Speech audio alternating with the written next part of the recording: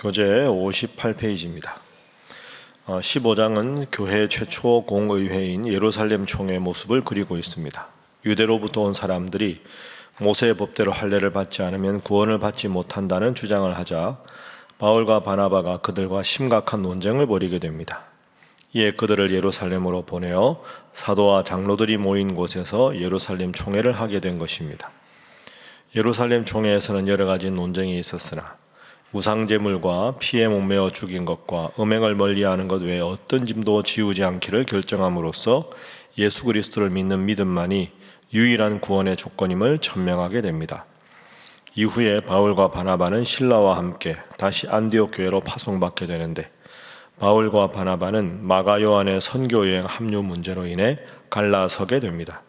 결국 바울은 실라를, 바나바는 마가를 데리고 각자 선교 여행을 떠나게 됩니다. 우리가 13장, 14장은 바울의 1차 전도 여행을 공부했습니다. 묵상했지요. 오늘은 회의하는 장면입니다. 이 사도행전 15장은 읽다 보면 이게 그냥 지나갈 수 있지만 초대교회의 역사에서 아주 중요한 내용이 오늘 사도행전 15장입니다. 그래서 사도행전 15장은 여러분 앞으로도 읽으실 때 예루살렘 회의였다 이렇게 꼭 기억을 하시면 되겠습니다. 오늘은 교회에서 우리가 어떤 안건을 놓고 회의를 할 때가 있죠. 재직회도 하고 공동의회도 하고 여러분 원래회도 할 텐데 교회에서 하는 회의, 서로 의견이 다를 때 어떤 식으로 해결하는 것이 성경적인가? 교회에서 하는 회의가 어떤 단계를 거쳐서 하는 것이 하나님 뜻에 맞는 것인가? 이 점에 포인트를 두고 말씀의 교훈을 생각해 보겠습니다. 자, 먼저 분석을 한번 해보죠. 회의를 하는 안건이 있을 거 아닙니까? 자, 안건 1절과 2절입니다. 어떤 사람들이 유대로부터 내려와서 형제들을 가르치는데 너희가 모세의 율법대로 할례를 받지 아니하면 능히 구원을 받지 못하리라 하니까 바울과 바나바와 그들 사이에 다툼과 변론이 일어났습니다. 그러니까 핵심 문제는 이겁니다. 유대인들 중에서 예수님 믿은 사람들도 있고 이방인들 중에서도 예수님 믿은 사람이 있었습니다. 원래는 유대인들만 예수님을 믿었다가 그죠? 이스라엘에 있는 유대인이나 흩어져 사는 유대인들이나 유대인들 중에 예수님을 믿다가 우리가 사도행전 10장에 가서 봤을 때 베드로에게 환상이 내려와서 고넬료라고 하는 이방 사람에게 가서 말씀을 전하라 합니다. 베드로가 아니 이방인에게 이런 거 할 수 없습니다. 내가 명령하니까 하라. 그래서 고넬료와 그의 친척들을 다 불러서 말씀을 전하니까 성령이 충만하게 임하고 그래서 베드로가 세례를 줍니다. 이게 이방 선교가 이제 시작이 된 거죠. 그리고 바울도 이방인을 대상으로 전도하니까 수많은 사람들이 돌아오고 갈등이 생기는 겁니다. 유대인들 중에서 예수님 믿는 사람은 유대인으로 태어났으니까 구약 성경 율법도 지키고 할례도 지키고 거기다가 예수님 믿어야 온전한 구원이다 이렇게 생각을 하고 이방인들은 구약 성경도 모르고 할례도 모르고 율법도 모르는데 예수님 믿어서 구원을 얻은 겁니다. 그러니까 이 유대인들 입장에서 보기에는 저 사람들은 구원 얻기에 조건을 좀 불충분하게 했다. 저 사람들도 할례 받게 하고 율법을 지키게 해야 된다 이렇게 말하는 것이고 이방인 선교를 주로 하는 사람들은 예수 이름이 모든 것인데 왜 없는 짐을 지워서 할례를 받고 율법을 지켜야 되느냐? 그건 잘못된 것이다. 이게 토의 주제였습니다. 이 입장에서 봐도 이해가 되고 이 입장에서 봐도 이해가 되는 거죠. 서로 다툽니다 이제. 자, 그래서 결론이 어떻게 되느냐? 2절에 보면 후반부에 예루살렘에 있는 사도와 장로들에게 보내자. 이걸 예루살렘 쉽게 말하면 본부에 가서 예루살렘 교회가 제일 크고 중요한 곳이니까 거기에 있는 지도자들과 이 문제에 대해서 한번 토론을 해서 결론을 내자 이렇게 이야기를 하게 되는 거죠. 이게 합의사항입니다. 일단 안건이 올라가고 일단 오케이 예루살렘 가서 결정하자 중간 합의가 된 거죠. 자 3절 4절 보면 이 바울과 바나바가 베니게와 사마리아로 다니면서 이방인들이 주님께 돌아온 일을 다 말합니다. 그러니까 형제들이 기뻐했죠. 자, 4절에 예루살렘에 가서도 이방인들이 어떻게 예수님 믿게 됐는가를 말을 합니다. 그러니까 반대 의견이 나오죠. 5절 함께 읽어봅니다. 시작. 바리새인 중에 어떤 믿는 사람들이 일어나 말하되 이방인에게 할례를 행하고 모세 율법을 지키라 명하는 것이 마땅하다 하니라. 아멘. 바리새파 중에 하면 이 사람은 이방인입니까? 유대인입니까? 유대인이죠. 그러니까 바울과 바나바는 이방인에게 복음을 전했을 때 주님께 돌아오는 기쁜 열매가 많았다고 전했습니다. 그러니 유대인 중에서 예수 믿은 바리새인이 일어나서 그걸로 불충분하다, 할례도 받고 율법도 지켜야 한다, 또 이제 대립이 되는 거죠. 자, 이런 대립이 계속되는 중에 11절에 보면 그러나 우리는 그들이 우리와 동일하게 주 예수의 은혜로 구원받는 줄을 믿노라 하니라. 자, 이 말을 한 사람이 누구냐? 자, 7절 보십시오. 많은 변론이 있은 후에 베드로가 일어나 말하되, 베드로가 일어나서 양쪽 입장을 다 들어보니 나름대로 의미가 있지만 결론적으로 베드로 입장은 우리는 그들이 이방인이죠. 이방인들도 우리와 동일하게 주 예수의 은혜로 구원받는 줄을 믿노라. 율법 지키고 할례하는 것 없이도 예수 이름만으로 구원을 받는다. 베드로가 누굽니까? 예수님의 수제자고 예루살렘 교회 지도자였습니다. 다 입장을 들은 다음에 결론을 내립니다. 자, 12절 지나서 13절 한번 읽어보겠습니다. 시작. 말을 마침에 야고보가 대답하여 이르되 형제들아 내 말을 들으라. 그리고 야고보가 쭉 이야기합니다. 자, 여러분 이걸 꼭 기억하십시오. 예루살렘 교회의 지도자는 베드로였습니다. 그렇지만 이 회의를 주재하는 공식적인 의장은 야고보입니다.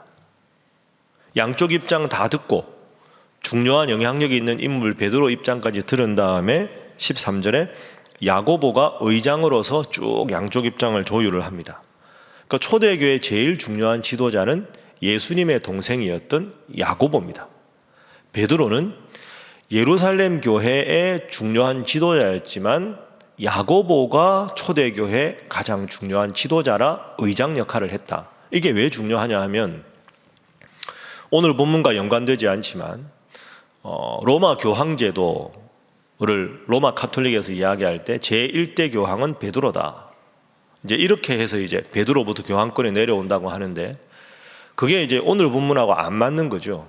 초대교회 가장 중요한 지도자는 사실은 야고보지 베드로가 아닙니다. 그러니까 예수님의 제자였다고 해서 베드로를 1대 교황으로 임명한 것은 로마 카톨릭의 내부적인 논리지 성경 자체가 그것을 뒷받침하고 있지는 않다. 왜? 의장은 야고보다. 이 점을 함께 한번 생각을 해보시죠. 자, 야고보가 의장으로 말을 합니다. 14절에 하나님이 처음으로 이방인 중에서 자기 이름을 위하여 백성을 취하시려고 그들을 돌보신 것을 시몬이 말하였으니. 시몬이 누굽니까? 베드로입니다. 시몬 베드로잖아요.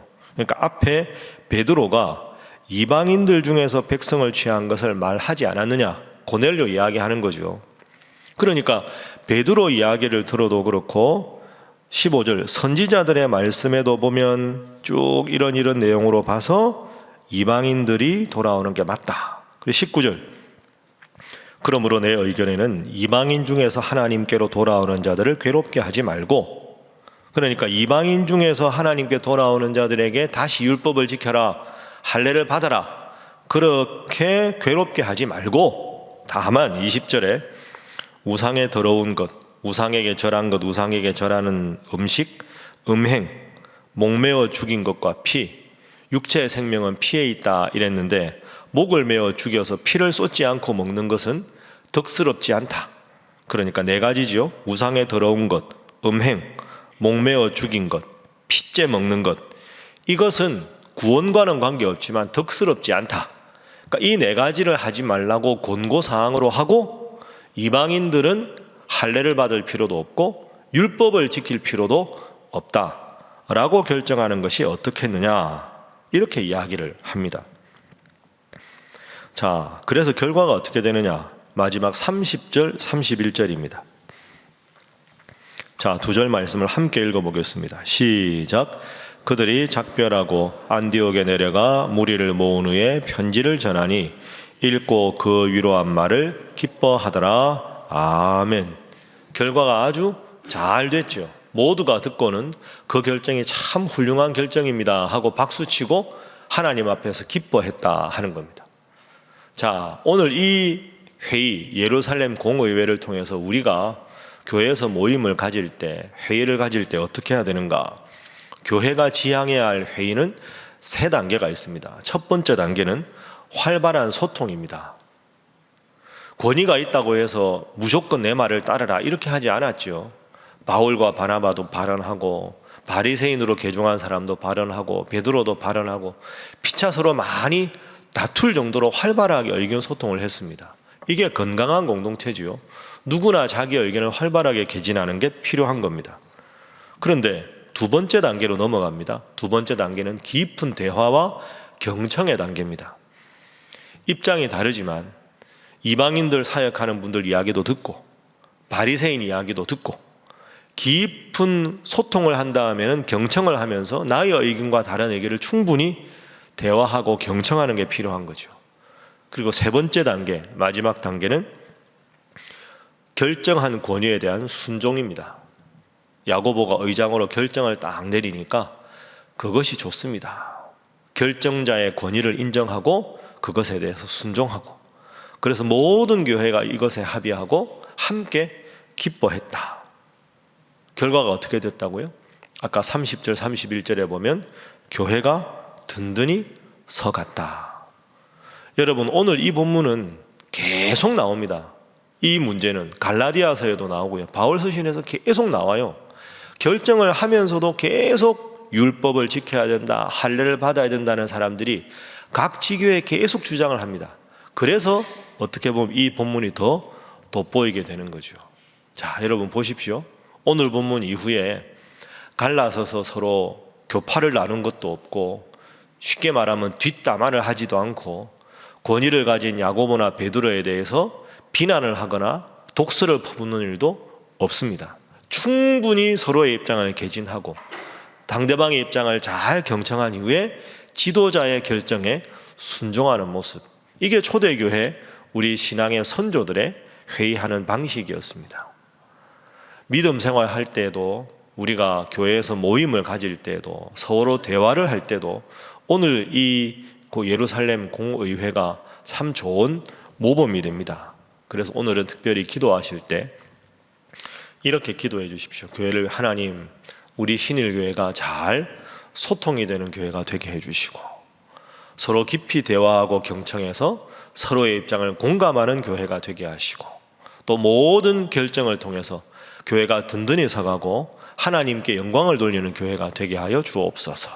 그렇게 기도하셔서 오늘 이 모범이 우리 교회에서도 항상 이루어져서 성도들이 행복하고 회의 결정이 하나님 뜻에 맞고 여러분들이 교회 일원을 기뻐할 수 있는 그런 우리 사랑하는 성도들, 또 우리 신일교회 될 수 있기를 주님 이름으로 축복합니다. 기도하겠습니다.